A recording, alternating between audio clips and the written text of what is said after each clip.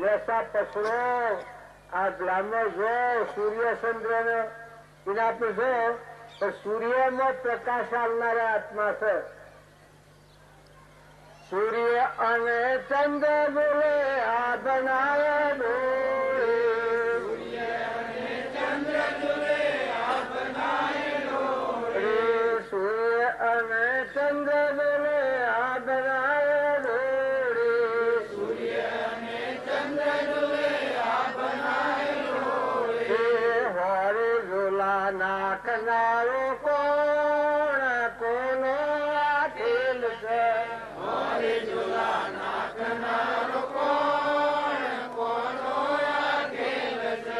સૂર્ય અને ચંદ્ર બોલે તત્વના પ્રકાશથી. સૂર્ય અને ચંદ્ર બોલે તત્વના પ્રકાશથી. હોરી પીજ તત્વ તું પ્રમાણે તારો આ ખેલ છે. હોરી પીજ તત્વ તું પ્રમાણે તારો આ ખેલ છે.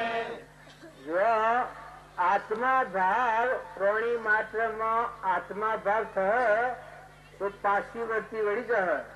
આપણામાં આત્મા છે ચેતન એવામાં આત્મા છે ના બધા આત્માઓ પરમાત્મા ના જ છે. બધામાં એ તત્વ જ વાંચેલું છે અને એ ભગવાનના આધારે આખું વિશ્વ છે. પાણી ના આધારે, પવન આધારે, સૂર્ય ના આધારે, ચંદ્ર ના આધારે આ જેટલો ભૂતો છે એ બધો આત્માના આધારે છે. એ ભાગ થાય તો આપણને ક્ષમતા આવે, શાંતિ આવે, ક્ષમા આવે, સંતોષ આવે, શાંતિ આવે. બાકી આત્મા ભાવ ન આવે ત્યાં સુધી આપણી વચ્ચે ઠરે નહીં. બધામાં ત્રણેય માત્રમાં ઘટઘટમાં આખા વિશ્વમાં બધામાં આત્મા જ રહી રહેલો છે. આત્મા પહેલા અને પછી જે જળ તત્વો પૂછ્યું છે. હવના ક્રમ પણ રૂપાંતર બન્યું છે પણ બધામાં આત્મા રમેલું છે. ઘટઘટમાં એ સચ્ચિદાનંદ આત્મા છે અને એ ભાવ આપણો થાય તો આપણી વચ્ચે કાઢી પડી જાય.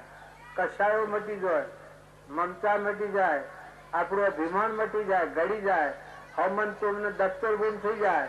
પેલા બધે પરમાત્મા ના બધું પરમાત્મામાં છે ના બધું પરમાત્માનું છે. જેમ અર્જુનજી હતા એને વિશ્વના દર્શન છે તાર શેરીઓનો અભિમાન સોજ્યું, અભિમાન ગળી ગયું. કહો ભગવાન આ બધું તમારામાં જ છે. હું શું એ ભાવ કાઢી નાખ. તારામાં જે હું પણ આનો ભાવ છે એ ભાવ કાઢી નાખ અને પ્રાણી માત્રમાં બધામાં કરતા હતા હું વહી રહેલો છું. ઘટઘટમાં આખા વિશ્વમાં એ ભાવમાં સ્થિર થા અને પછી કર્મ કર, રણસંગ્રામ કર તો તું જીત મેળવે. એમ આપણે આ જીવન છે એ રણસંગ્રામ છે. અમે જીત મેળવવી હોય અહંકારી જીવ કદી જીત મેળવી શકતો નથી. જો રાવણ ઢગતરણ કર્યા, દુર્યોધને ઢગતરણ કર્યા, આ હિરણ્યકશિપુએ ઘણા તરણ કર્યા, ઘણી ભક્તિ કરી પણ ફળવણ ન થઈ. શંકરીના દેહ મેળે ભક્તિ કરતો હતો પણ તે લાદની ભક્તિ તત ફળવણ થઈ. ત્યારે ધર્મરાજાની ભક્તિ કૃષ્ણ ભગવાનને અનુસરી નથી તો તદ ભક્તિ ફળવણ થઈ. એ આગળના પુરુષોના આપણે પ્રમાણ લઈ રામજી બાપાનું હૃદય શું હતું? પ્રાણી માત્ર પરમાત્માની પૂજા કરતા હતા. ખેતરના હેઠા જઈ એને મુદટીના શુક્લો પૂછે કે ભગતજી તમે આ ઘોડા જેવું કોણ શું કરો છો? તો શમ ભાઈ તમે શોથી આવો છો? તો હું મંદિરમાંની ભગવાનની પૂજા કરીને આવું છું. શુક્લો પછી કે તમે જે મંદિરમાં જઈ અને પૂજા કરો છો પરમાત્માની એ બધાનો હું આ બધા પરમાત્માની પૂજા કરું છું. જે બાજરીનું ખેતર પાકેલું હોય અને પાખર પાણીનો કુંડો ભરાવે એ શિવ હૃદય હે.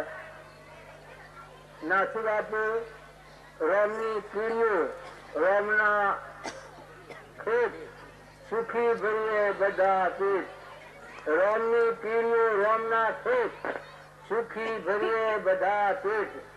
પ્રાણી માત્રમાં શકલું છે, કબૂતરું છે, કોઈ પણ નિરાધાર જીવ હોય, ઘેડી ગાય હોય, ઘેડો બડ હોય, ઘેડું મોની હોય, તો એના આત્માન થાર એની સેવા તું કર અને દાસોહમ ભાવ કર. જો મીરાબાઈ તો એનામાં દાસોહમ ભાવ આવ્યો પછી બધા પરમાત્મા જ પૂજા છે. સવરીબાઈ તો એને બધામાં દાસોહમ ભાવ આવ્યો કારણ બધા પરમાત્માની પૂજા કરી છે. કૃપાળુ દેવતા એને દાસોહમ ભાવ આવ્યો એને પ્રમાણ આપ્યું છે કે સૃષ્ટિ પર જેટલા આત્માઓ છે એટલા આત્માઓનો દાસ છું, પણ ધર્મજીવોના દાસોનો દાસ છું. આ કૃપાળુ વાત કહેશે કે ધર્મજીવોના દાસોનો દાસ છું. જો ભક્તિ કરવી હોય તો હમન તુમ ને દફતર ગુમ થાય તો ભક્તિ કરવાની મજા આવે. અને જો અહંકાર હે તો સ્વ જપવા નહીં દે. અહંકારની એવી પેઢી છે કે ભવ બ્રહ્મામાં અનાદિકાળથી ફરીએ છીએ કે અહંકારથી જીવ કરતા ને ભોગતા થાય એ આ પરિભ્રમણનું કારણ છે. અને સત્સંગના યોગમાં આવી અને સત્પુરુષના સમીપ રહી પોતાનો અહંકાર જે હમન તુમને દફતર ગુમ કરે છે, જે અહંકાર ઘડી જો મટી જો એ ખરેખર પરમાત્માનું સુખ મોણા છે. તો આપણને જે પુરુષ મળ્યા એનામાં રામજી બાપુ કેટલા બધા નિરહંકારી હતા. નાથુ બાપુ કેટલા નિરહંકારી હતા. આલા કીક આ નાચ્યાને શું કીધું? આ એક થોડો બાજી લૂંટિયામાં તો એ વખત બે બાજુથી માણસ આવ્યો અને ગરમી ખૂબ વૈશાખ મહિનામાં તે હું થોડું લડ્યો, માણસો ગરમી લાગી. પછી બાજી થી કે જો આ તું કેને બોલું છે? પછી મૂકું બાજુ તારા મારે કેવું તું પડે કે તારે કી આ બધામાં હું ગાજર છું તને ખબર છે? આ બધામાં બ્રહ્મ ગાજર છે. આ બધો કેનો રૂપ છે? બધાનો અખંડ બ્રહ્માકાર બ્રહ્મ ગાજી રહ્યું છે. એ આમ ન કહેવાય. મૂકું બાજુ મને તમારા પર રાગ છે એટલે હું તમારું કોઈ કહ્યું તો તમે મને લડવામાં એટલે કીધું તું કોઈ કે તો હું લડાવાના નહીં. એ રિયાની વસ્તી હતી. પ્રાણી માત્રમાં પરમાત્મા છે એ 100% ભાવ અને બધામાં આત્મા કે આ ઠૂઠા આ લાકડાની ભારી મસાલેડ ફરે છે ઓમ સુધી ઓમ ફરી જાય પોતાને ઓળખી લે છે. રામજી બાપે કહ્યું છે કે જીવ પોતાને ભૂલી ગયો છે એટલે એને સત્સુખનો વિયોગ છે સ્વરૂપનો. કૃપાળુ દેવે આ પ્રમાણ આવ્યું છે કે જીવ પોતાને ભૂલી ગયો છે અને પછી તો ઘરનું ખોવા નીકળ્યું છે. જો એ પોતાને ઓળખે તો પરમાત્માનો મેળાપ થાય. બધા પરમાત્મા જણાય. પણ જો પોતાથી વિમુખ રહ્યો તો એને 3 કાળમાં પરમાત્માની પ્રાપ્તિ નથી થતી.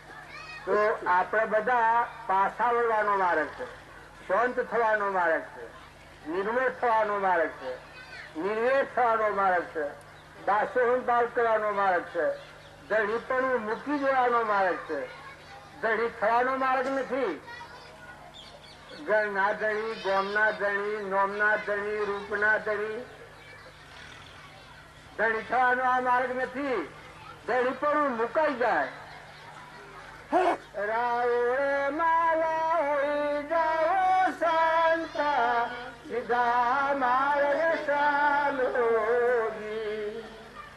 ધર્મ કરો તો તમે ધણી પણ છો. રાવણ માલા હોઈ જાઓ સંત, સીધા માર્ગ ચાલો.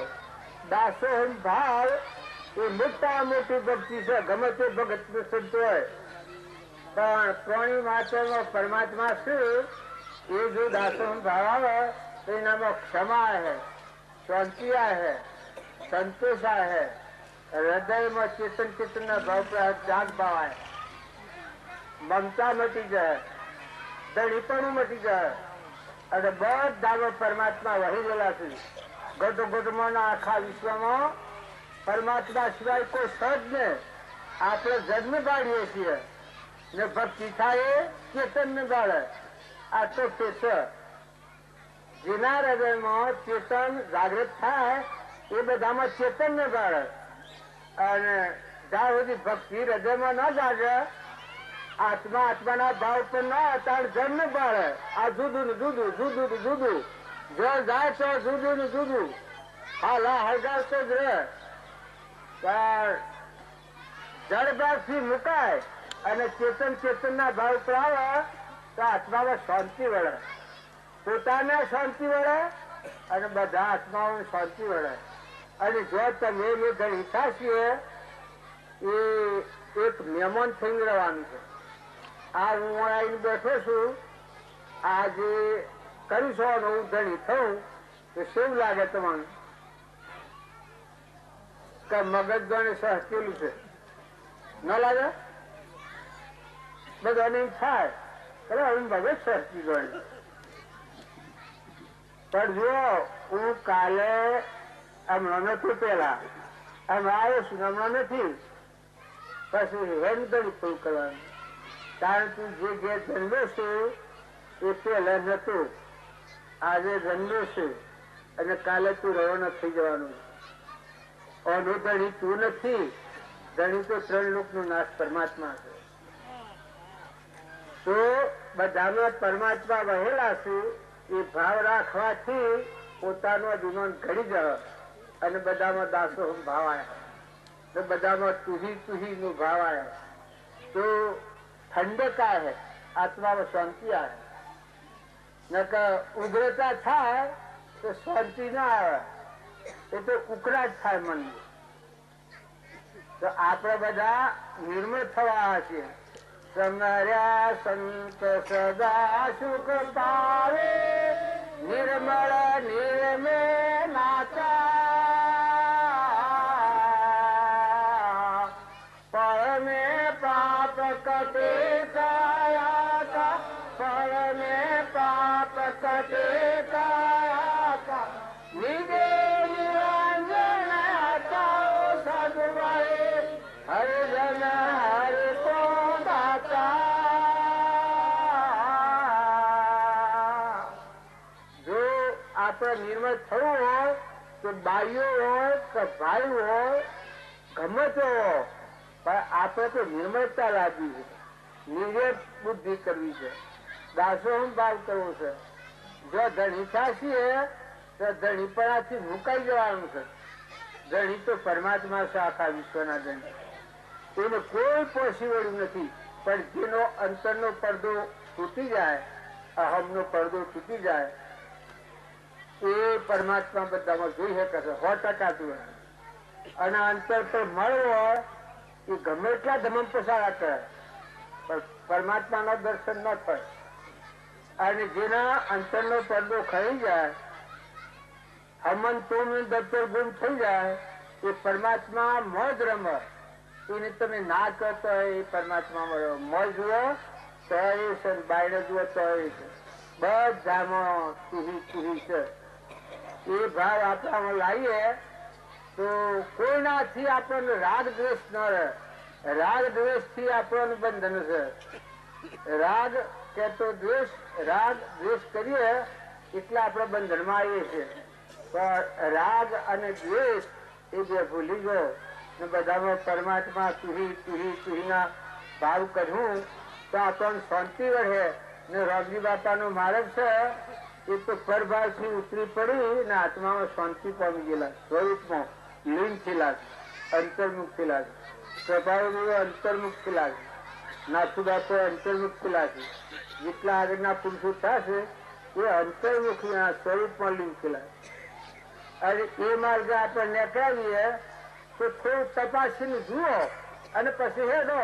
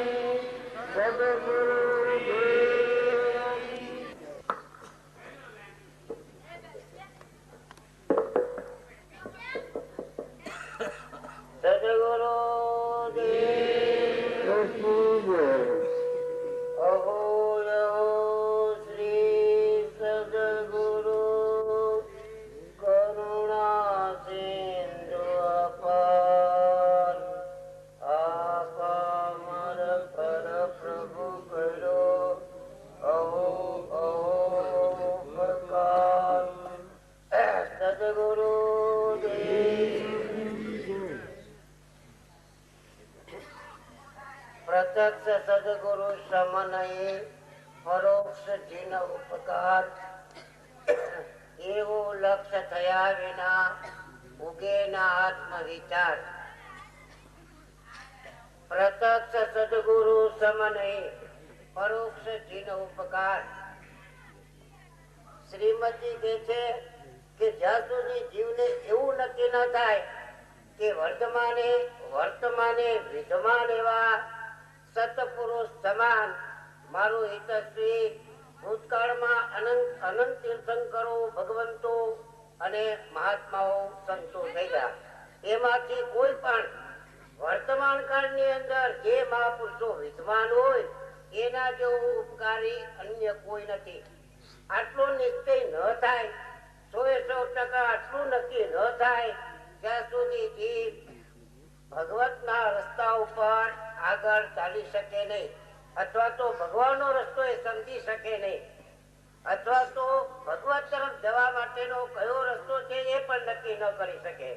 એ જ્યાં સુધી નક્કી ન થાય ત્યાં સુધી એ રસ્તે આગળ વધાય નહીં. તો પ્રત્યક્ષ સત્પુરુષોનું આટલું મહાત્મ્ય એનું કારણ શું?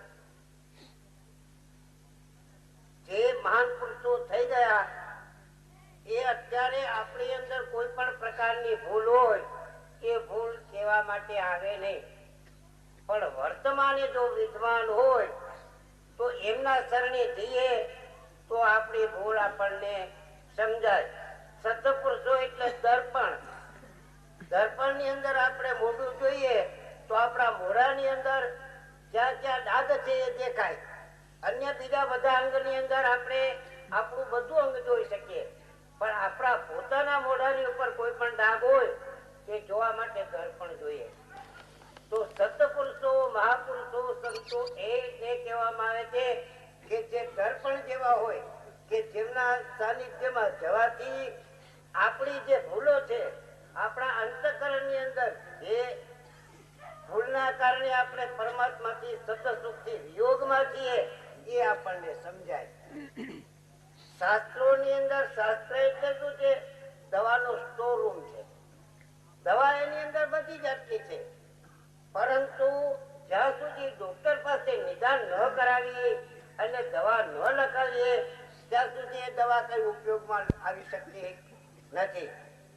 એ દવા આપણે સ્ટોર માંથી લઈ આવવાની હોય, પરંતુ કોઈ પણ ડોક્ટર પાસે પેલા નિદાન કરાવવું પડે છે. એ મહાપુરુષ